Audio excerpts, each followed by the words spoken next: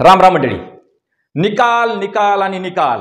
सम्राट केसरी 2024 स्पर्धेच्या पहिल्या क्रमांकाचे मानकरी आहेत पैलवान आणि रायफल. आणि मैदानामध्ये एकच जल्लोष उडाला मित्रांनो. पैलवानचं आणि रायफलचं करावं तितकं कौतुक कमीच आहे, कारण एवढं मोठं मैदान, एवढे मातबर पैरे असताना देखील पैलवान आणि रायफलनं बाजी मारली आणि पहिल्या क्रमांकाचे मानकरी ठरले.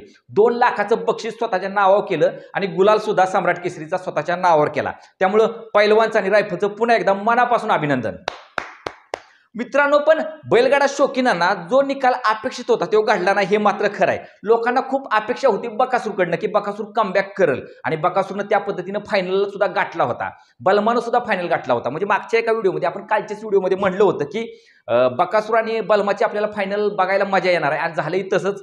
गटात ते एकत्र आले नाहीत, आपापल्या पद्धतीने त्यांनी गट पास केला. सेमीला ते एकत्र आले नाहीत, सेमी सुद्धा त्यांनी आपापल्या पद्धतीने पास केला आणि फायनलला जोडी पुसली. आता फायनलला ही दोन्ही बैल जोड आहे ती म्हटल्यावर निकाल असं वाटत होतं की बलमा घेऊन जातोय का बकासूर घेऊन जाते, पण झालं सगळं उलटच. जेव्हा आपल्या चिठ्ठ्या पडल्या तेव्हा बकासूरला 7 नंबरचा तास मिळाला आणि तिथंच गाडी फसल्यागत झालं होतं, कारण पब्लिक साईट असल्यामुळं पब्लिक भयंकर कालवा करत होतं. त्यामुळं सुरुवातीलाच बकासूरची गाडी होती ती फॉल झाली. सगळ्यात मोठं नुकसान बकासूरचं तिथं झालं. त्यामुळं बकासूरची गाडी 7व्या नंबरला गेली फायनलला मित्रांनो.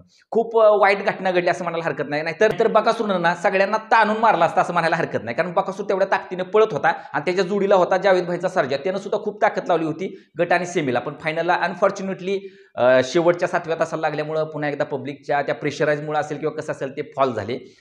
दुसरी अपेक्षित होतं निकाल लोकांना की बलमा आणि हारण्या, हिंद केसरी महान भारत केसरी हारण्या आणि त्याच्यासोबत हिंद केसरी बलमा, सातारा एक्सप्रेस, राजधानी एक्सप्रेस बलमा होता. त्यामुळं ते सुद्धा निकाल गुलाल घेऊन जातील असं अपेक्षित होतं, पण घडलं काही वेगळंच आणि बलमा आणि हारण्या 6व्या क्रमांकाचे मानकरी ठरले.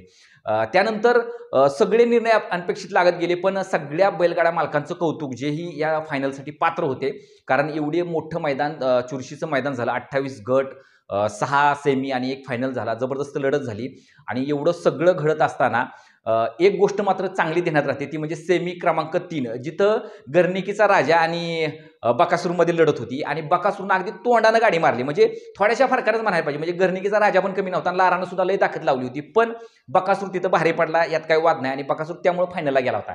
त्यामुळे बकासूरनं लई अपेक्षा वाढल्या होत्या की बकासूर फायनलच मारेल, कारण लई दिवसानंतर बकासूरचा कमबॅक झाला होता. त्यानंतर बोलूया आपण निंबाळकर सरांच्या सर्जा आणि जो पैरा होता माणिकराव ह्याच्याबद्दल. मित्रांनो, गट क्रमांक 5लाच ती गाडी पहिल्यांदा फॉल झाली, सगळ्यात पहिल्यांदा. त्यानंतर पुन्हा ती गाडी पळवली गेली. पुन्हा ती गाडी गटातनं पास झाली सेमीसाठी, पण सेमीला पुन्हा एकदा ती गाडी फॉल झाली. खरं तर सेमी त्यांनी मारला होता, पण थोड्याशा शेवटच्या टप्प्यामध्ये ती गाडी फॉल झाली. म्हणजे कुठंतरी मागच्या 1 लढतीमध्ये आपण बघतो की सर्जाची गाडी नेहमी फॉल होती, त्यामुळे त्यावर विशेष काम करायला पाहिजे. ताकद चांगली लावली. सगळ्या बैलगाडी शौकीन आलेले जेवढे बैलगाडा मालक होते, बैलगाडा ड्रायव्हर होते, यांचं मनापासून अभिनंदन की एवढ्या मोठ्या मैदानात, कारण खूप लांबचं मैदान होतं त्यामुळे गाड्या कमी पोचलेल्या तिथं, की एवढ्या लांबच्या मैदानात जाणं, आपली प्रतिभा दाखवणं तेच सर्वात मोठं काम होतं. त्यामुळे मनापासून सगळ्यांचं, हारलेल्यांचंही मनापासून अभिनंदन की तुम्ही सहभाग घेतला, कारण फक्त जिंकणाऱ्याच गाड्या गेला तर लढत पण होणार नाही एवढी ताकदीची. त्यामुळं सगळ्या जेवढ्याही गाड्या धावल्या त्या सगळ्यांचं अभिनंदन. आणि पुन्हा एकदा पुनश्च अभिनंदन पैलवान आणि रायफलचं, ज्यांनी एवढी ताकद लावली. आणि पुढची लढत आता मोठ्या मोठ्या येणारच आहे, त्यामध्ये कळलंच काय होतंय. अजून बलमा असेल, बकासूर असेल, सर्जा असेल, गर्निकीचा राजा असेल, यांच्याकडून आपल्याला खूप अपेक्षा आहे, कारण संपूर्ण महाराष्ट्रातील बैलगाडा शौकीनांचा सर्वांचे हे प्राण बनून गेलेले आहेत. त्यामुळं बघूया काय होतंय ते. पण आजची लढत व्यवस्थित झाली, नियोजन जबरदस्त होतं. त्यामुळं पुन्हा एकदा नियोजन कमिटीचं मनापासून अभिनंदन की एवढं चांगलं नियोजन केलं. पारदर्शी निकाल होते, खरंच पारदर्शी निकाल होते. ड्रोनची मदत घेतली गेली, जिथं जिथं गरज होती तिथं कॅमेऱ्याची मदत घेतली गेली आणि टोटली पारदर्शी निकाल दिले गेले. त्यामुळे पुन्हा एकदा सर्वांचं अभिनंदन. राम राम. भेटूया पुढच्या व्हिडिओमध्ये.